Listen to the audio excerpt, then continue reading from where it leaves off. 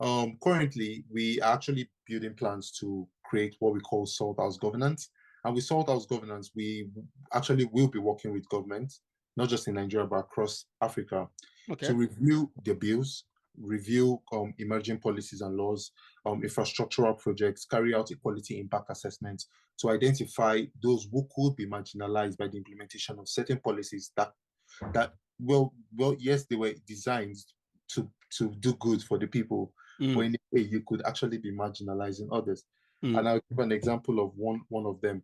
Recently, we had a conversation about the new Nigerian Student Loan Act that was passed into this year, which is a really interesting topic.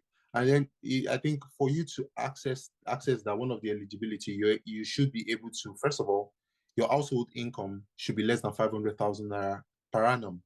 And if you break that down, that goes to about, say, 480,000 per month and 48,000 per month.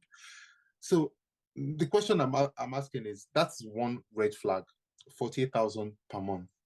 Now, how many people who fall into that social class tend to get a job after university? Yeah, very few. Very few. Secondly, you're required to provide 2 guarantors, and the guarantors must either be a civil servant from level 12. Those people don't have that. Level 12. And asking them, you either that or they get a lawyer with 10 years of experience, or you get a justice of peace. Or now the question is, if you've done your proper research, you find out that automatically you're assigning the people who actually need these things. Need it, yeah.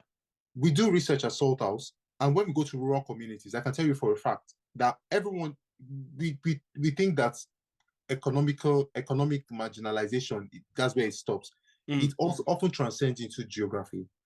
Yeah. When you go to some of these communities, they don't know any rich person. The only rich man that they know is their governor. Yeah. And they are often not related to them.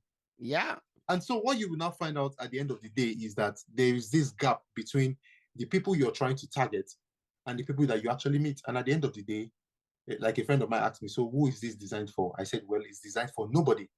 Because at the end of the day, there is no one. Those who have the people don't have that kind of money. Obviously, the household income is way beyond that, right? Yeah. And they have a different mindset about education. They've got an entirely different mindset about education. Yeah.